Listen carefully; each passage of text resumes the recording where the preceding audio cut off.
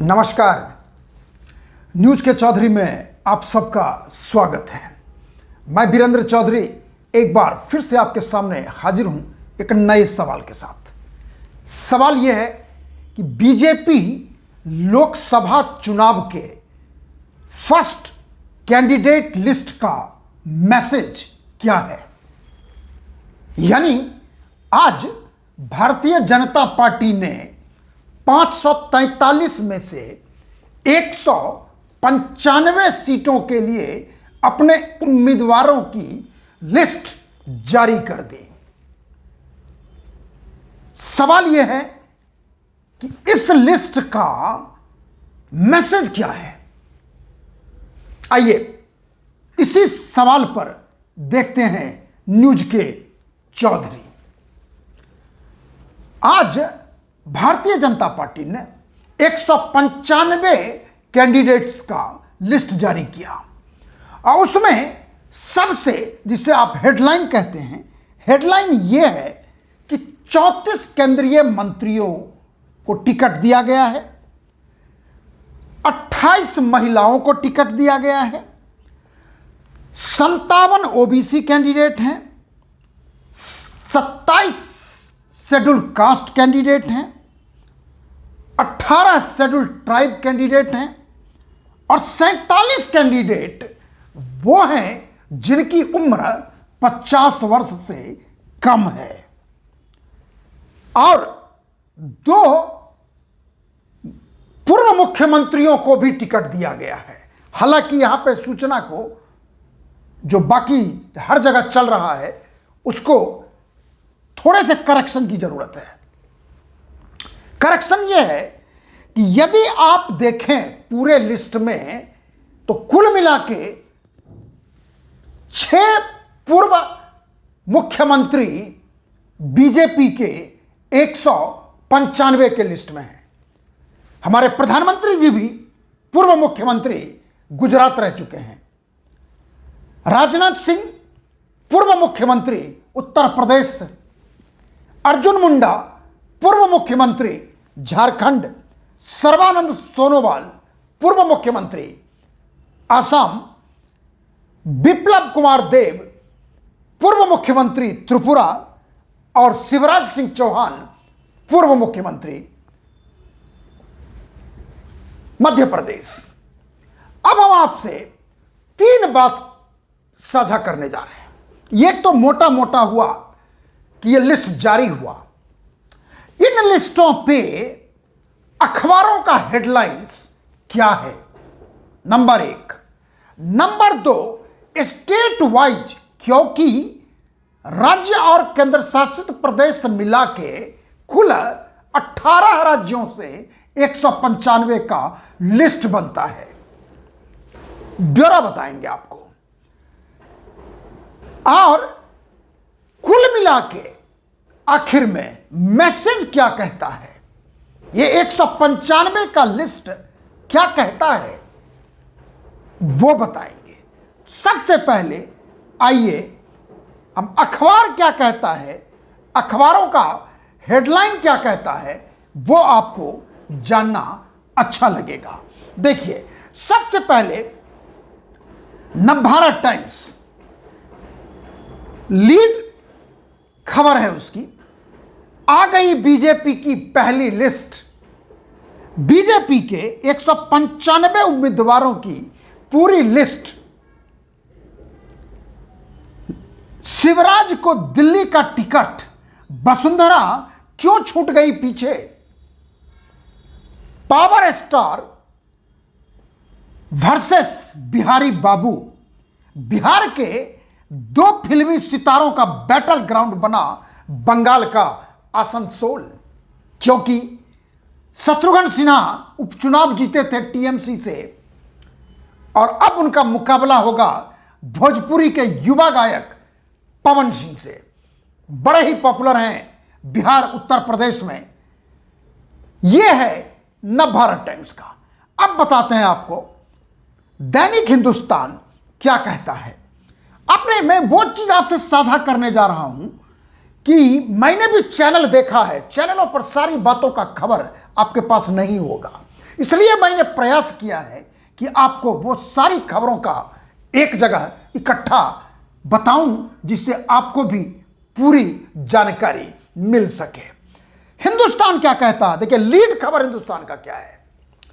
विवादित चेहरों से दूरी, प्रज्ञा ठाकुर विधुरी के टिकट काटकर क्या संदेश।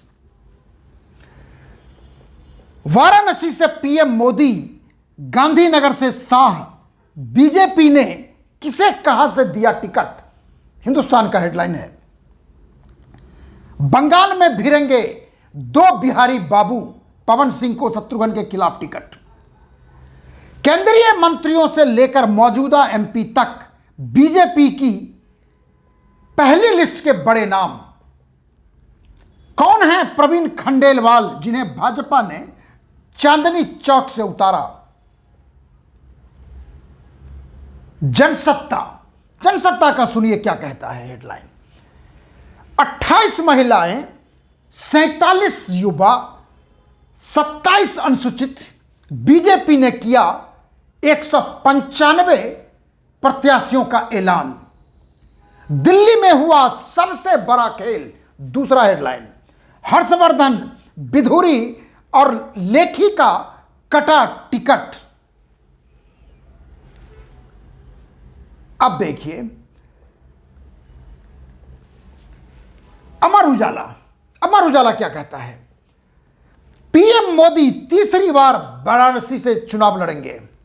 लखनऊ से राजनाथ, अमेठी से स्मृति, यूपी से कुल 51 नाम।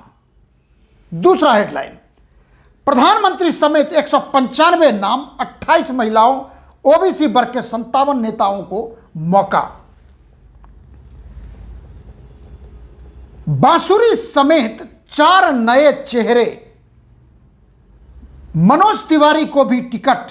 दिल्ली की 5 सीट पर बीजेपी ने उतारे कैंडिडेट। मध्य प्रदेश के 24 भाजपा उम्मीदवारों के नाम तय। शिवराज विदिशा से, सिंधिया गुना से चुनाव लड़ेंगे। राजस्थान बीजेपी के 15 लोकसभा प्रत्याशियों का ऐलान। बीकानेर से मेघवाल और कोटा से बिरला। कुल मिला के यह हेडलाइन है मुख्य अखबारों का। यदि जागरण का भी देखें, उसका हेडलाइन है बिहारी बाबू के खिलाफ भोजपुरी गायक, इन सांसदों का पत्ता साफ तो चौंका देंगे ये नाम। भाजपा की पहली सूची में क्या है खास। कुल मिला के सारे अखबारों का यह हेडलाइन है कि इन 195 सीटों में क्या हुआ, क्या नहीं हुआ। अब हम आते हैं सीधे 195 में से 77 उम्मीदवारों के जो पिछले चुनाव में या तो लड़े थे या जीते थे, उनका नाम काट दिया गया है। उसमें वो भी नाम शामिल है 77 में जिन्होंने पार्टी बदल ली। तो कुल मिला के 195 के कैंडिडेट्स में से बीजेपी ने 77 नामों को बाहर कर दिया है। अब आप देखिए उन लिस्टों का ब्यौरा क्या है। उत्तर प्रदेश 51 कैंडिडेट्स, मध्य प्रदेश 24, उत्तर प्रदेश में 80 सीट है, मध्य प्रदेश में 29 सीट है, बंगाल में 42 में से 20, राजस्थान में 25 में से 15, गुजरात में 26 में से 15, केरल में 20 में से 12, असम में 14 में से 11, झारखंड 14 में से 11, छत्तीसगढ़ 11 के 11, तेलंगाना 17 में से 9, दिल्ली 7 में से 5, उत्तराखंड 5 में से 3, जम्मू कश्मीर 6 में से 2, अरुणाचल 2 के 2, गोवा 2 में से 1, त्रिपुरा 2 में से 1, अंडमान 1, दमन और दीव 1, यानी कुल 195 कैंडिडेट्स का लिस्ट। अब देखिए, अब मैं बताता हूं आपको कि राज्यवार कितने नाम कटे। साफ साफ आपको किसी भी चैनल पर सारे स्टेट्स का 18 स्टेट के कैंडिडेट्स आज बीजेपी ने जारी किए हैं, जिसमें 16 राज्य हैं और 2 केंद्र शासित प्रदेश। शुरू करते हैं राजस्थान से।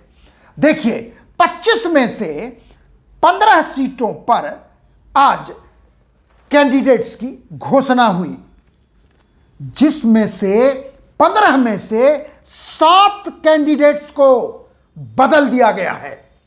आपको बताऊं कि 2019 के लोकसभा चुनाव में राजस्थान में बीजेपी ने एक सहयोगी के साथ 25 के 25 सीट जीते थे।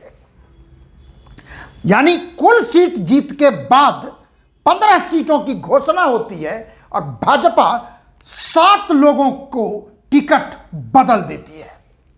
क्या कहेंगे आप? और उसमें बालक राम भी शामिल हैं, अलवर से, जो एमएलए बन गए, जिनकी जगह भूपेंद्र यादव को उतारा जा रहा है। और राजस्थान की लिस्ट में झालावाड़ से दुष्यंत सिंह हैं, यानी वसुंधरा जी के लड़के। वसुंधरा जी का नाम इन 15 की लिस्ट में नहीं है।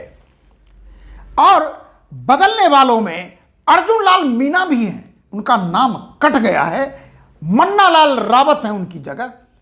उसी प्रकार हनुमान बेनी बाल को भी बदल दिया गया है, उनकी जगह नागौर से ज्योति मिर्धा। बहुत बड़ा ये अपने आप में एक डेयरिंग निर्णय है। अब हम आते हैं मध्य प्रदेश। मध्य प्रदेश में 29 में से 24 सीटों का कैंडिडेट है। बताना जरूरी है कि पिछले बार 2019 के लोकसभा चुनाव में मध्य प्रदेश में बीजेपी को 29 में से 28 सीटें मिली थी। यानी एक सीट छिंदवाड़ा, जहां से कमलनाथ के पुत्र नकुलनाथ जीते थे, वो भी 3% के मार्जिन से, जो सीट बड़ा ही कमलनाथ के लिए अब की बार चैलेंज है। अब देखिए, 29 में से 24 सीटें। शायद आप ना ध्यान दिए होंगे कि भोपाल से प्रज्ञा सिंह ठाकुर को टिकट बीजेपी ने काट दिया है।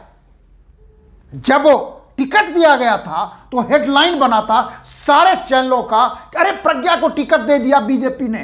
लेकिन आज जब टिकट कटा है तो आपने किसी चैनल पर नहीं देखा होगा कि प्रज्ञा सिंह ठाकुर का टिकट काट दिया गया है और उनकी जगह एक सामान्य कार्यकर्ता को, आलोक शर्मा को टिकट दिया गया है। नरेंद्र सिंह तोमर विधानसभा में चले गए, उनको जो है जगह किसी और को लाया गया। उसके बाद प्रहलाद पटेल, वो भी विधानसभा में चुन लिए गए, उनको भी बदला गया। उसके बाद राकेश सिंह, वो भी विधानसभा में चले गए, उनको भी बदल दिया गया। कुल मिला के देखेंगे मध्य प्रदेश में 29 में से 24 सीटों की कैंडिडेट आ गए हैं, जिसमें से 11 कैंडिडेट बदल दिए गए हैं। यानी 50% से थोड़ा कम। फिर से वही कहूंगा, बहुत बड़ा चैलेंज है। अब हम आते हैं छत्तीसगढ़। छत्तीसगढ़ में 11 सीट है। 2019 में बीजेपी को 11 में से 9 सीटें मिली थी और 2 गया था कांग्रेस के पक्ष में। यानी अब की बार 11 से 11 कैंडिडेट घोषित किए गए हैं और आपको यह जानकर आश्चर्य होगा कि यहां पे पिछले चुनाव से 9 कैंडिडेट को बदल दिया गया है, जिसमें रेणुका सिंह भी शामिल हैं, उन्हें भी टिकट नहीं दिया गया है। उसके बाद सरोज पांडे को ज्योति नंद दुबे की जगह पर खड़ा किया गया है कोरबा से। तो यानी छत्तीसगढ़ में 2019 के कुल कैंडिडेट में से बीजेपी ने 9 कैंडिडेट को बदल दिया है, यानी सीटिंग को। अब हम आते हैं उत्तर प्रदेश, देश का सबसे बड़ा राज्य, जो 80 विधानसभा सीट लोकसभा सीट चुन के भारतीय संसद में भेजता है। वहां पे 51 सीटों के लिए कैंडिडेट्स की घोषणा हुई है और उन 51 में से सिर्फ 3 का नाम कटा है, यानी बदला है। जैसे नगीना से डॉक्टर यशवंत को बदल के ओम कुमार को टिकट दिया गया है। जैसे रामपुर से राम सिंह लोधी की जगह घनश्याम लोधी को दिया गया है, उसी प्रकार आगे एक और सीट पर बदला गया है, श्रावस्ती, जहां से साकेत मिश्रा को टिकट दिया गया है, जो नृपेंद्र मिश्रा के पुत्र हैं, जो राम मंदिर निर्माण से जुड़े हुए हैं, बहुत बड़े ब्यूरोक्रेट्स हुए हैं और बरसों का तजुर्बा है। उनके पुत्र भी बड़े ही पढ़े लिखे हैं, सेंट स्टीफन से पढ़ा है इन्होंने, IIM कलकत्ता के प्रोडक्ट हैं, बहुत सारे ये बैंकर्स रहे हैं, MLC से पहले इनको चुना गया था। अब की बार इनको श्रावस्ती से टिकट दिया गया है, दद्दन मिश्रा को टिकट नहीं देके। तो कुल मिला के उत्तर प्रदेश में कुल 51 सीटों की घोषणा हुई है, जिसमें से 3 का टिकट कटा है। और यह भी बताना जरूरी है कि उत्तर प्रदेश में 2019 में भाजपा को 62 सीटें मिली थी और उनके एलआई अपना दल को 2, यानी 2014 में बीजेपी को 71 सीट मिली थी, जबकि 2019 में घट के 62 हो गया था। 9 सीटों का नुकसान हुआ था, जिसमें 7 सीट वेस्ट यूपी में था और 2 सीट ईस्ट यूपी में था। और उसकी भरपाई करने के लिए ही भारतीय जनता पार्टी ने राजभर से समझौता किया है, जिससे ईस्ट उत्तर प्रदेश में फायदा होगा भाजपा को और आरएलडी से फायदा होगा पश्चिमी उत्तर प्रदेश में, जहां पे आज 51 सीटों की घोषणा हुई है। अब हम आते हैं गुजरात। गुजरात वो राज्य जो नरेंद्र मोदी जी का राज्य है, हालांकि वो लोकसभा MP बनारस से जीतते हैं, आप सब जानते हैं, और तीसरी बार भी वो बनारस से चुनाव लड़ रहे हैं, लेकिन उनका गुजरात अपना राज्य है, जहां से अमित शाह भी चुनाव जीतते हैं, वो भी गुजरात से आते हैं। गुजरात जब से नरेंद्र मोदी राष्ट्रीय राजनीति में आए हैं, यानी प्रधानमंत्री बने हैं 2014 से, लगातार गुजरात के 26 लोकसभा सीट बीजेपी को मिलता रहा है। 2014 में भी मिला और 2019 में भी मिला। अब वोटों का फीसदी देखेंगे तो आप तो चौंक जाएंगे। 60% से ज्यादा लोग जितने वोट डालते हैं उसमें भारतीय जनता पार्टी को देते हैं, यानी नरेंद्र मोदी को देते हैं। आप अंदाज लगा सकते हैं कि गुजरात के लिए स्वाभाविक है कि जहां के भारत के प्रधानमंत्री नरेंद्र मोदी हैं और अमित शाह भी वहीं से हैं, स्वाभाविक है ये प्रेम रहेगा। और मुझे लगता है अब की बार भी शायद इसी तरह का परिणाम होगा। लेकिन आज गुजरात में 26 में से 15 कैंडिडेट की घोषणा हुई है और आपको वहां भी हम बताएं कि 5 कैंडिडेट का टिकट बदल दिया गया है। तकरीबन हर राज्य में आपको बदलाव लगेगा, जहां पर कैंडिडेट को बदला गया है और जहां पर यह था कि इन्हें मिलेगा ही मिलेगा, उनको भी बख्शा नहीं गया है। क्योंकि मैसेज जो हम बताएंगे आपको, इसका मैसेज क्या है, उसमें हम आपको खुलासा करेंगे कि ये सारे बदलाव का कारण क्या है। अब चलते हैं दूसरे राज्य, दिल्ली, बड़ा महत्वपूर्ण राज्य, यहां भी बहुत बड़ा हुआ है। दिल्ली पर हम अक्सर करते रहे हैं। दिल्ली में 7 में से 5 कैंडिडेट का लिस्ट आया है और इस 5 में से 4 को बदल दिया गया है। किसको बदला गया? चांदनी चौक से डॉक्टर हर्षवर्धन को ड्रॉप कर दिया गया है। उनकी जगह प्रवीण खंडेलवाल, उनके नाम से आप परिचित होंगे, वो ट्रेड एसोसिएशन से रहे हैं, बड़े ही एक्टिविस्ट रहे हैं अपने मुद्दों को लेकर और हमेशा से वो चर्चा में रहे हैं। और चांदनी चौक से प्रवीण खंडेलवाल को टिकट दिया गया है। सुषमा स्वराज की पुत्री बांसुरी स्वराज, जिन्हें नई दिल्ली से उम्मीदवार बनाया गया है, और मीनाक्षी लेखी जो केंद्रीय मंत्री हैं, उन्हें ड्रॉप कर दिया गया है। तीसरा, प्रवेश वर्मा, पश्चिमी दिल्ली, स्वर्गीय साहिब सिंह वर्मा के पुत्र हैं, लगातार 2 बार से वो MP रहे हैं, बड़े एक्टिव रहे हैं, लेकिन उनको भी बदल दिया गया है। उनकी जगह कमलजीत सिंह सेहरावत, यानी वो भी जाट हैं, लेकिन प्रवेश वर्मा को टिकट नहीं दिया गया है। दक्षिणी दिल्ली रामवीर सिंह बिधूरी को टिकट दिया गया है। किसकी जगह? रमेश बिधूरी को टिकट काट दिया गया है। कहने का मतलब है गुजर वो भी हैं, गुजर ये भी हैं, लेकिन सिटिंग एमपी को Harshvardhan sitting MP, Meenakshi Lekhi sitting MP, Pravesh Verma sitting MP, Bidhuri sitting MP, चारों को बदल दिया गया है। सिर्फ टिकट बचा एक का, वो है मनोज तिवारी उत्तर पूर्वी दिल्ली से। जबकि 2019 में, 2014 में बीजेपी दिल्ली के 7 सीटों पर कब्जा किया था।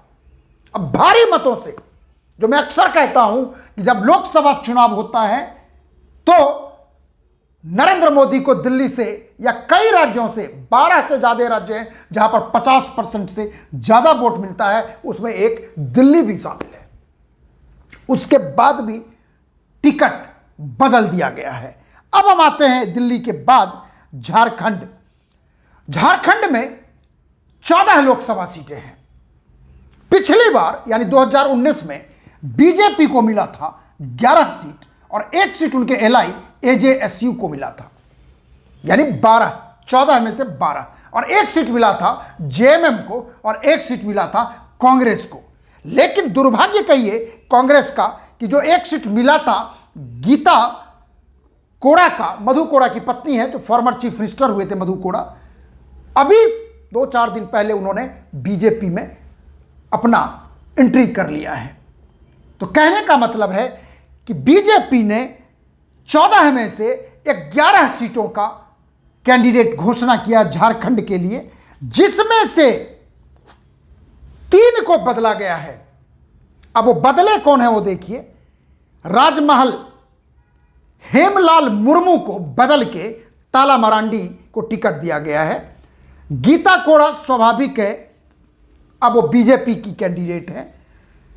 समीर उरांव को दिया गया है सुदर्शन भगत की जगह पर लोहरदगा से, और जयंत सिन्हा यशवंत सिन्हा के पुत्र हैं जो केंद्र में मंत्री भी रह चुके, उनको भी ड्रॉप कर दिया गया है और उनकी जगह हजारीबाग से मनीष जायसवाल को टिकट दिया गया है। हालांकि आपने देखा होगा कि जयंत सिन्हा ने आज ही ट्वीट करके कहा था कि वो चुनाव नहीं लड़ना चाहते हैं। गौतम गंभीर ने भी कहा था कि नहीं लड़ना चाहते हैं, लेकिन गौतम गंभीर के लोकसभा सीट का फैसला कैंडिडेट का अभी हुआ नहीं है। लेकिन हजारीबाग में तो जयंत सिन्हा का पत्ता कट चुका है। अब हम आते हैं पश्चिम बंगाल, 42 सीट, और 2019 में बीजेपी को मिला था 18 सीट। 2014 में देखेंगे तो सिर्फ 2 सीटें मिली थी बीजेपी को, वो बढ़ के सीधे सीधे हो गया था 18।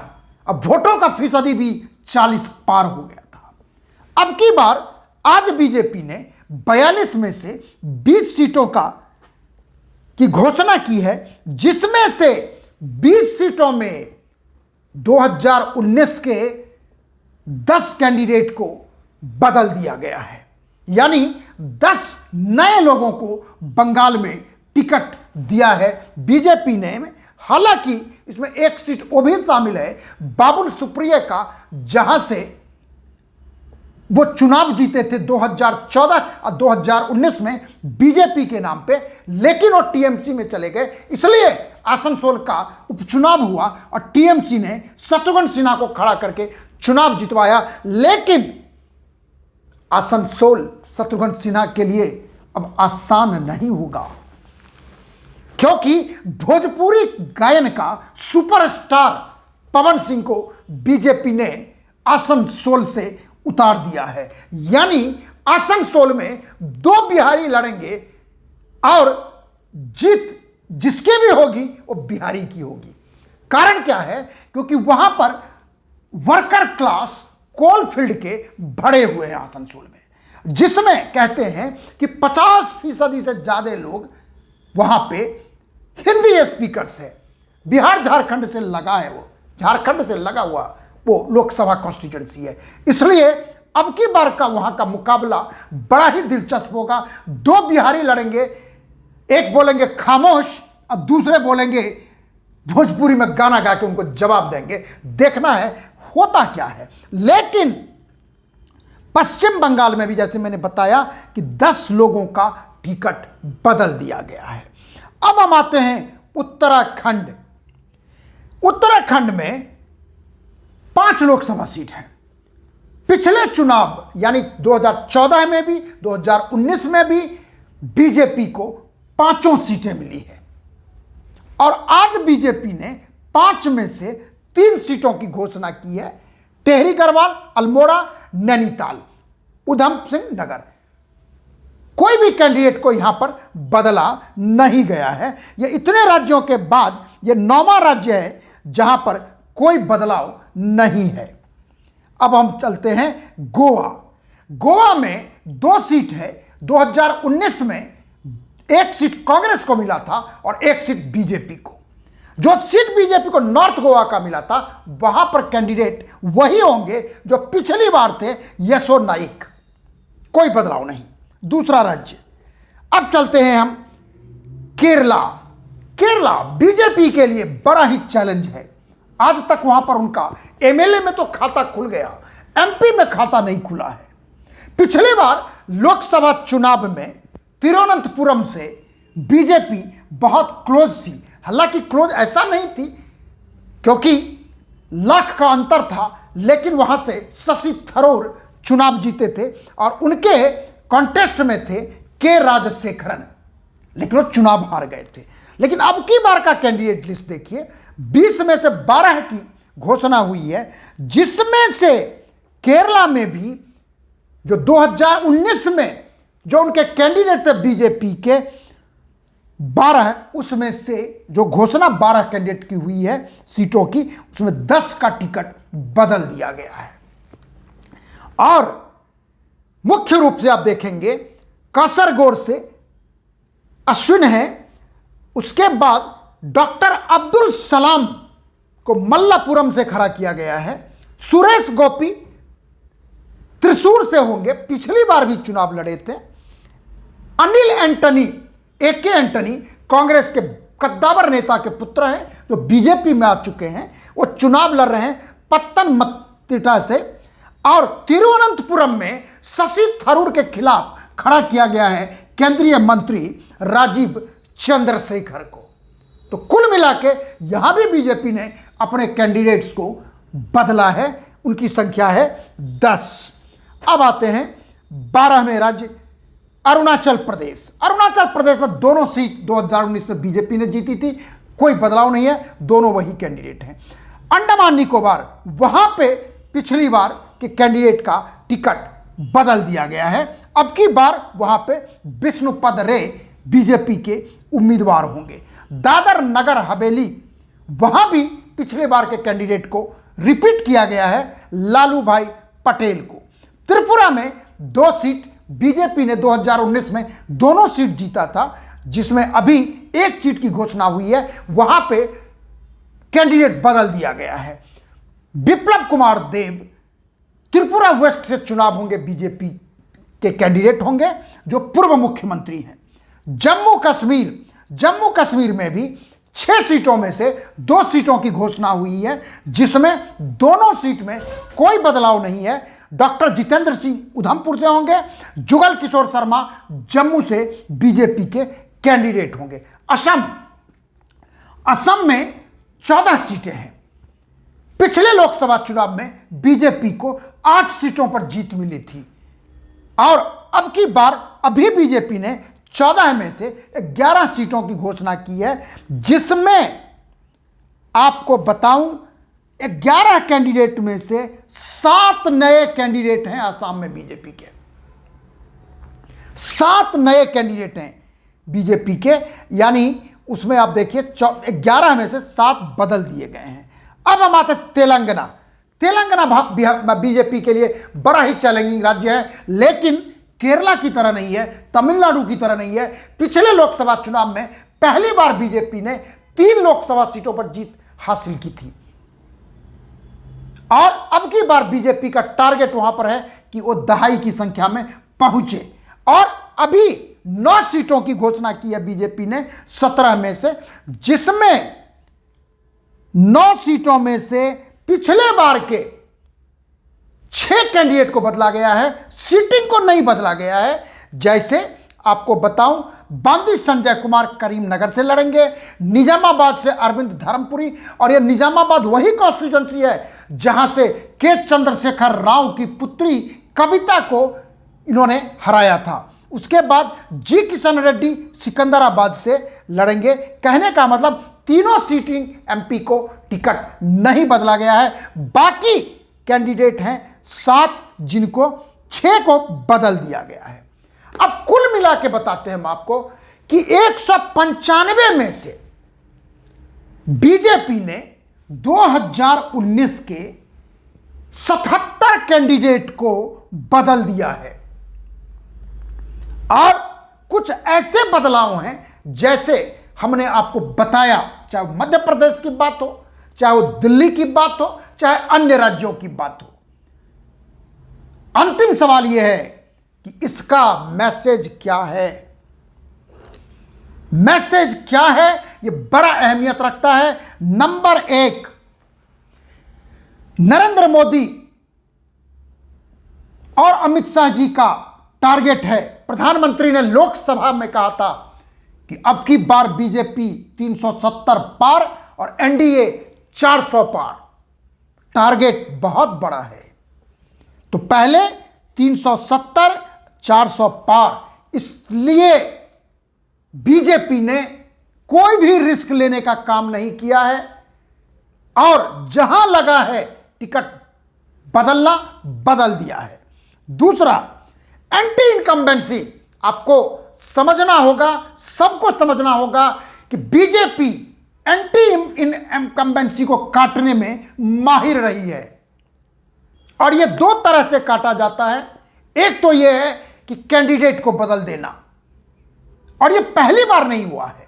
बीजेपी का एक फॉर्मूला है, चूंकि 2 बार लोकसभा एमपी रह चुके हैं, उनके खिलाफ एंटी इनकम्बेंसी हो सकता है। इसलिए क्यों ना नया को मौका दिया जाए जिससे जनता उन पर भरोसा कर सके। आपको याद होगा, गुजरात में पूरे कैबिनेट को बदल दिया गया था और कई राज्यों में ऐसा होता है। और तीसरा, अपोजिशन के लिए टारगेट करने का जो विपन है वो कमजोर हो जाता है। यानी टारगेट 370 400 पार। नंबर 2, एंटी इनकम्बेंसी को काटना, और नंबर 3, अपोजिशन को विपनलेस बनाना। मेरा यही आकलन है कि 195 का लिस्ट सीधा सीधा मैसेज है कि नरेंद्र मोदी 370 पार करना चाहते हैं और 400 पार एनडीए को कराना चाहते हैं, और उसी मकसद को लेके, उसी टारगेट को लेके उन्होंने 77 कैंडिडेट का टिकट बदला है। सवाल है अब अपोजिशन इसको किस रूप में लेगी, यह तो अपोजिशन जानती है। मेरा एनालिसिस कहता यही है जो मैं आपसे साझा किया हूं। मैं आशा करता हूं कि आपको हमारा एनालिसिस अच्छा लगा होगा, और अच्छा लगा है तो आप इसे लाइक करिए, शेयर कीजिए और कमेंट सेक्शन में जाके अपनी बात जरूर लिखिए। और आखिर में और सबसे महत्वपूर्ण, आपसे मैं निवेदन करूंगा, आग्रह करूंगा कि आप अपना सहयोग हमें जरूर दें। आपका सहयोग हमें चाहिए सिर्फ एक रूप में कि मेरे YouTube चैनल को आप सब्सक्राइब कीजिए।